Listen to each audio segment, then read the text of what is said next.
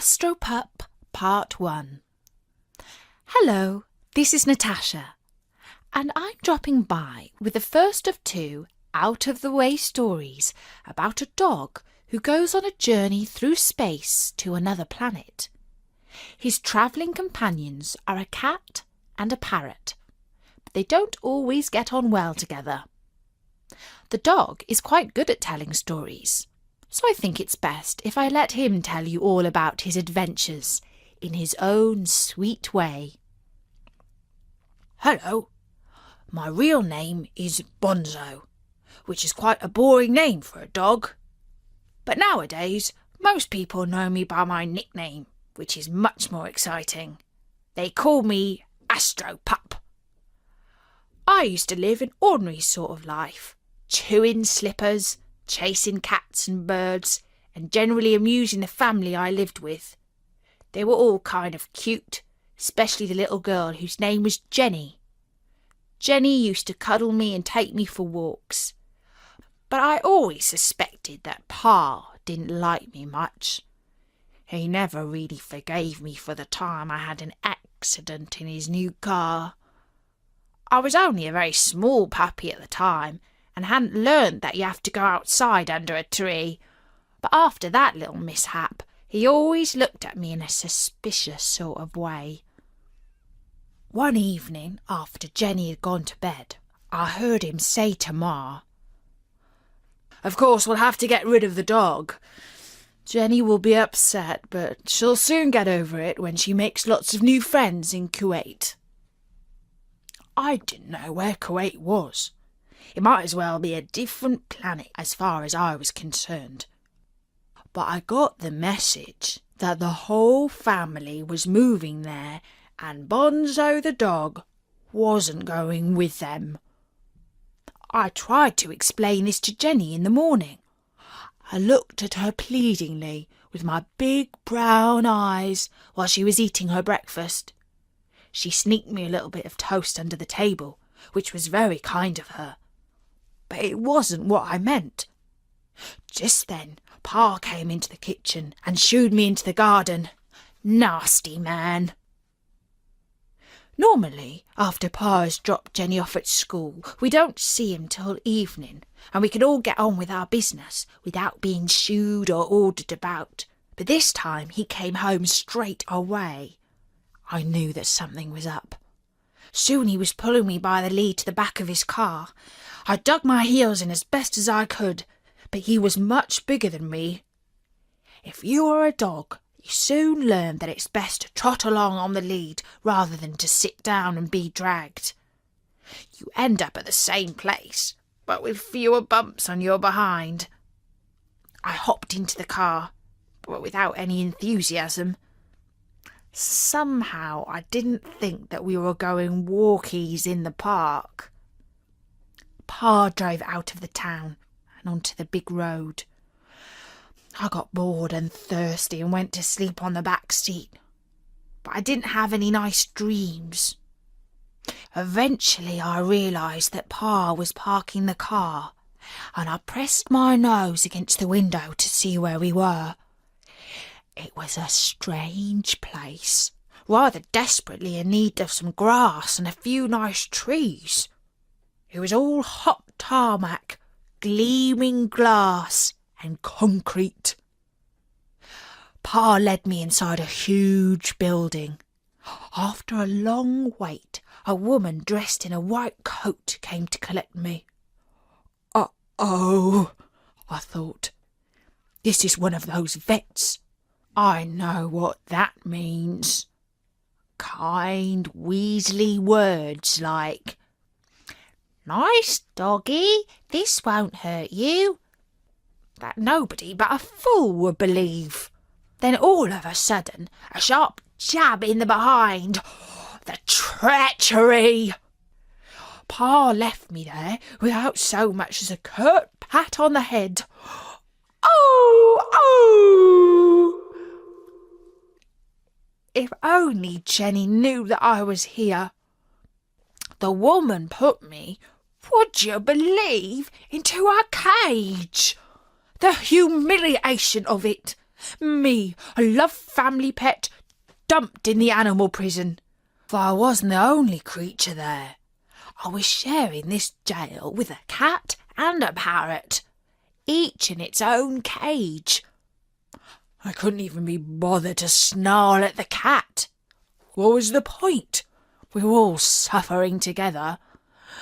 Oh! Oh!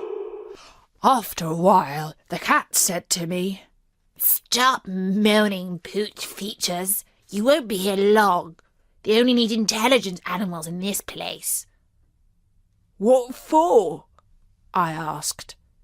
"Why haven't you read the posters on the wall?" asked the cat. "Oh, pardon me. I forgot for a moment. You're a dog, so you're too stupid to read. Well, I'll tell you. That's a picture of a rocket, and the writing says that this is a space centre. This is where they pick animals to be astronauts and to go to places in the sky. But as I said, you needn't worry. Only intelligent animals can pass all the tests." Of course, I didn't believe her. Cats talk the most utter nonsense, you know. The cat hissed. "Stupid Pooch!" And I snarled through the bars of my cage. She wouldn't have dared be so rude if I could have got anywhere near her. The parrot started repeating, "Stupid Pooch, stupid Pooch," and I barked and the cat screamed, and soon the woman in the white coat was in to see what all the fuss was about. Now, you three," she said. "They can probably hear this racket on the other side of the galaxy." She looked cross, but she did open my cage and let me out. I felt very superior as we left the others behind. But the place she led me to smelt of disinfectant mixed with pee. That was where they gave me the soft talk, followed by a sharp jab in the behind. I knew it! The traitors! Soon my eyes felt heavy and I wanted to take a nap. I curled round, tucked my nose under my paw, and I was out. I woke up in a strange room. It was a bit like Pa's car, only bigger and without any windows. The cat and the parrot were there too. The cat was eyeing up the parrot as if she wanted to eat him, but the parrot was safe behind a glass wall. The cat and I were free to roam around, so at least she had to show me a bit of respect in case I might nip her. That was good. Things had been arranged so that I was in charge. Then some lights started to flash, and there was a rumbling noise for a long time. The cat looked as sick as a parrot, and the parrot looked as sick as, well, a parrot, and I looked probably much the same. A voice squawked, 10, 9, 8. I looked up and saw it was the parrot speaking.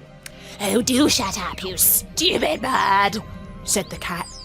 And it was then that the whole caboodle started to roar and shake. At first it felt like my tummy was dropping down into my paws, and then, after quite a while, things seemed to go back to normal. It was quite dark, apart from some strange greenish lights. I wanted to go back to sleep, but the cowardly meowing of the cat kept me awake. "Listen, Mog," I said. "If we are all going to die, let's die quietly. And that's an order."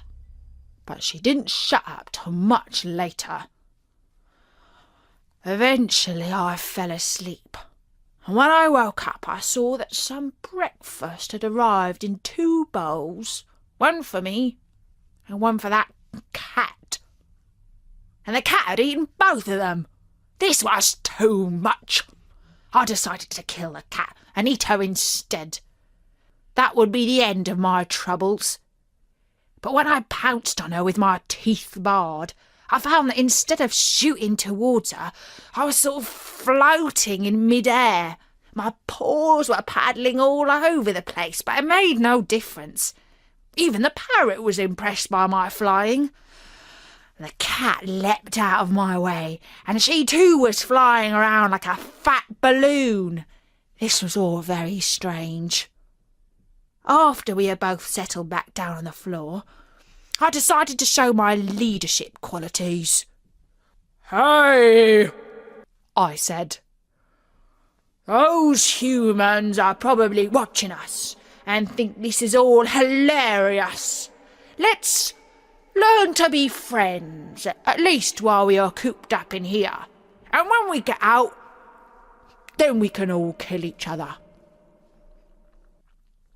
Even the cat had to agree that I was talking sense, and the parrot seemed too stupid to express an opinion on the matter. From then on, we lived by some rules, the most important of which was that if anybody ate my dinner, they were dead. I don't know how long that awful journey went on. I used to think that Jenny's grandma was a long way away, but this took much longer than going to her place by the seaside.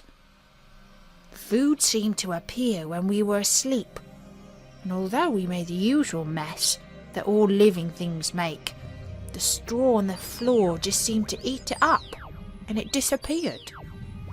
It was a clever contraption that we were in. Eventually, we heard the roaring sound and the contraption started to shake again. The cat was meowing. We're all going to die! And I didn't even bother to tell her to shut her silly snout. Our journey came to its end with an almighty bump, and we were then all three of us thrown around the place. This time we didn't float harmlessly around, and we all ended up with bruises, but nothing too serious. But we soon forgot about all that when a door opened in the side of the contraption, and we were greeted by the sweetest, most gorgeous smell in the universe. Fresh, salty sea air. So perhaps we'd come to Jenny's grandma's after all, by the roundabout route. The parrot's cage flew open, and she was out in no time. The cat went sliding down a chute, and I came after. Soon I was splashing through the surf of the sea, and the cat was looking at me like I was crazy. The parrot was sitting up on a sand dune. I hadn't been so pleased to be alive since I was a puppy. All I needed now was a stick to fetch, and my happiness would have been complete. When I came out of the sea, I shook myself so that the water went flying all over the cat and the parrot. That trick never goes out of fashion, and I woofed with joy. After a while, I barked, "Cheer up, Mog! Aren't you glad that we've arrived?" I'd be happier if I saw a mouse, said the cat. What are we going to eat? Unless you knew how to fish, we're all going to starve to death. Don't be stupid, I said. Some humans will come along soon and take care of us. My owner's grandma lives somewhere nearby. Your owner's grandma? Said that cat, quite astonished. She's only 1,000,000 miles away. Haven't you got it? They've sent us to another planet. And that's the end of the first part of Astropup. Hello, this is Natasha, and I'm dropping by with the second and final part of our space odyssey about a dog called Astropup. This part is a little bit scary, especially if you're a dog. Most people, however, won't be too frightened by it. Astropup, whose real name is Bonzo, used to live with a little girl called Jenny, but when her family moved to Kuwait, her father took him to the space centre. From there, he was sent on a journey in a rocket with a cat and a parrot. Although they didn't get on well together, they managed to arrive on another planet without killing each other on the way. The place they came to was very like Earth by the seaside. And now, I'll hand over to Astropup himself, who will tell you all the rest of the story. The cat said that if we stayed on the beach, we would die of hunger. I said that strictly wasn't true. We would die of thirst before we died of hunger. We argued about that point for a little while, but eventually we agreed to go inland. We climbed up over the dunes and nosed our way through some long grass. The parrot flew overhead, and it was then that I saw that she had something strapped to her foot. When I pointed this out to the cat, she said, "Haven't you noticed that before? It's a camera. She's filming us so that the humans can see what we're doing. They were too afraid to come here themselves, so they've sent us to explore and the parrot to film us." By that stage, I really didn't know whether or not to believe a word the cat had said. I was still looking out for the house of Jenny's grandma. We came to a wood and a stream and lapped up pure cold water. The cat said that proved she was right. We weren't going to die of thirst, but we were going to die of hunger. I was too tired to argue any more. We went to sleep, and in the morning continued on our journey. I chased a few rabbits and squirrels, but didn't catch anything. The cat said that was because I yapped and made too much noise. If only I would leave hunting to her, she would have a chance. And I told her if only she would learn to keep her mouth shut, she would be much improved as a travelling companion. At long last we saw our house. It wasn't the house that belonged to Jenny's grandma, but I thought that the people who lived there would know how to help us. I told the cat to fluff up her fur and look cute, if that was possible for a cat to do. I practised waggling my ears. That usually does the trick. We went up to the door, and I woofed politely. Nobody came out, so I woofed a little louder. The parrot sat up in a tree and watched us, still pointing that camera thing on his foot at us. Then from inside I heard something like a meow. Uh-oh, I thought. Some people like cats, and other people like dogs, and this time it looks like Mog's in luck, not me.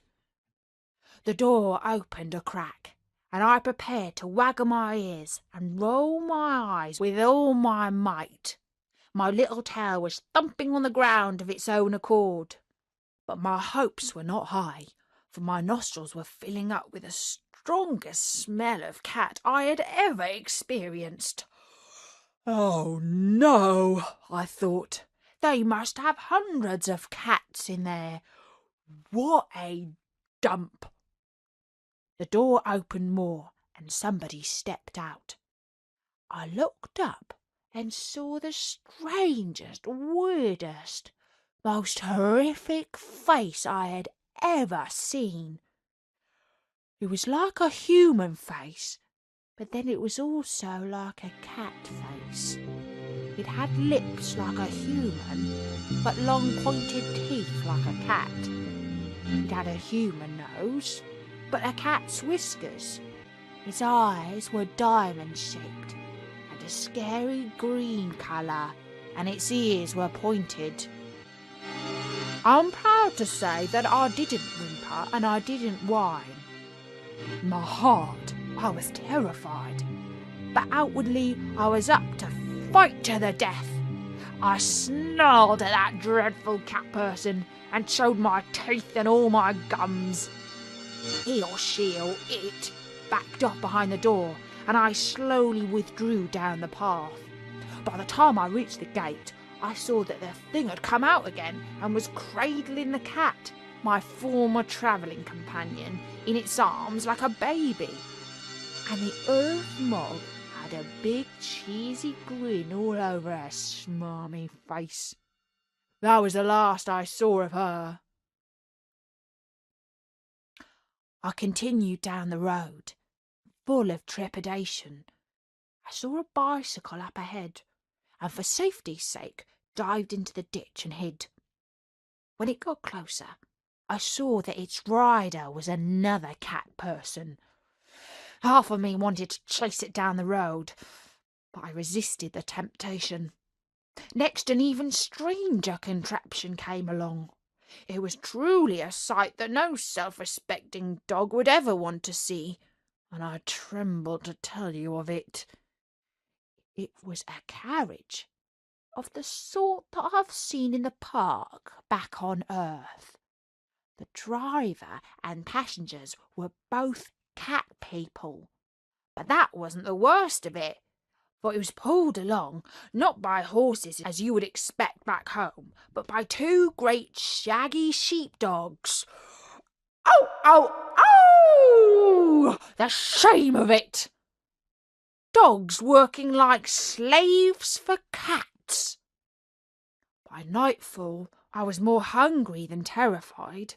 I began to wonder if the cat's prediction of death by starvation would come true. I was so hungry I could have eaten a fish, and normally I hate fish more than anything. I came to another house, and from a distance I saw two dogs, little Jack Russells, tied up to a kennel. They were both eating from a bowl, and I went up and whispered, "Hey, boys, spare a few morsels for a starving canine cousin." They both looked at me like they didn't understand animal speak, so I repeated my request, and still they were dumb. Cautiously I came forward and took a bite from their bowl. They didn't stop me, but they didn't need to. It tasted quite disgusting, and I spat it out. Only then did I see what it was. A dead mouse. Another horror to add to my long list of horrors. Dogs forced to eat mice. If you've ever wondered what a world ruled by cats would be like, and why in the universe you should have such a dreadful thought, this is what it would be like. Disgusting and degrading from start to finish. The next morning, I was sleeping in a ditch, and I was so hungry that I was starting to regret not eating that mouse. The mog's prediction was coming closer to fulfillment. Oh! What a way to go to the next world, on an empty stomach. Oh, I forgot I was in a different world. Silly me. That was the hunger getting to my brain. When the dog catchers came, I was already too weak to run away. Two cat people wearing masks over their moggy features scooped me up on a spade and shoveled me into the back of a cart. I was only just aware of bumping along the road. When we arrived at the end of the journey, I saw that the cart was pulled by a couple of German shepherd dog slaves. A cat person dragged me, half dead, into a building. At least it was filled with canine sounds, but they were far from comforting. This was a giant prison kennel, full of dogs barking and howling. I could not understand the local language on this planet, but I can tell you for sure that those weren't happy doggies. I would say they were close to going crazy. I was shown into a prison cell inside, of which were 10 other dogs. But at least there was a trough of water. My fellow cooped-up pooches weren't a bad lot. Although we had no words in common, I could tell they were making the best of things. It seemed to me they were making jokes at the expense of the cat people. It was a pity I could not have joined in, but then again, even if I could have told them that I had dropped in from another world, a world where all dogs looked down on cats and chased them up trees, a world where dogs were respected and called a man's best friend, they would hardly have believed me. In fact, they would have called me nuts. I managed to get some light sleep, but some time in the middle of the night I was awoken by a light tap on the nose. I half opened one eye, so that anybody looking couldn't really tell whether I was awake or not, and I made out the shape of a bird flapping around a kennel. It took me a while to realise who it was. "Hello, parrot," I said. "Did they lock you up in here too?" "No, you stupid mutt," said the parrot. "I've come to rescue you. Hang on a mo." And with that, he flew out of the bars and started work on the bolt that kept the door shut. It was clearly a lot of effort for a parrot to slide that bolt, but he was stronger than he looked, and somehow he managed it. The door creaked open, and I got up to my feet. "Hurry up," said the bird, but I couldn't leave without the others, and so I woofed to my cellmates to wake them up. They did indeed wake, but so did the guard, a great brute of a cat person. He came up at us, waving a big stick, but one of the mongrels in our cage rushed at him and bit his ankle. The cat person was meowing with surprise and rage. I don't suppose any dog had dared do that to him before, but it was too late for him to raise the alarm because we were on the way out. A sheepdog knocked over another guard on the final exit, and we were free and running down the road at full tilt. The parrot flapped in front, squawking, "Follow me!" and we kept on running till I could smell the sea air once again, and soon we were on the moonlit beach. 2 of the dogs from the prison had kept up with us, a speedy little whippet and the mongrel who had bit the guard by the ankle. The parrot led the way back to the spaceship. "Those 2 can't come in. There's no room," he said. But I insisted. I wasn't going to leave my own kind behind in this dog-forsaken cat world. So in they came, and the door closed behind us. We waited an awfully long time. Some cat people must have found the rocket, because we could hear them clawing on the side of the spaceship. And it began to rumble and roar. I hope we singed a few cat whiskers on takeoff. On the long journey home, the parrot explained quite a bit to me. He was the most highly qualified bird working at the Space Centre. He could speak several languages, including bird language, animal language, and was totally fluent in human languages too. He had passed all the Space Centre's trickiest tests and exams with flying parrot colours. As a result, he had been selected for this incredibly important mission. You see, a deep space probe had discovered a new planet. Evidence suggested that the planet was chiefly inhabited by cats and dogs. The top scientists decided to send a cat and a dog from Earth as ambassadors, but as none could be found who spoke human language, it had been decided to send this most extraordinary parrot to go with us and report back.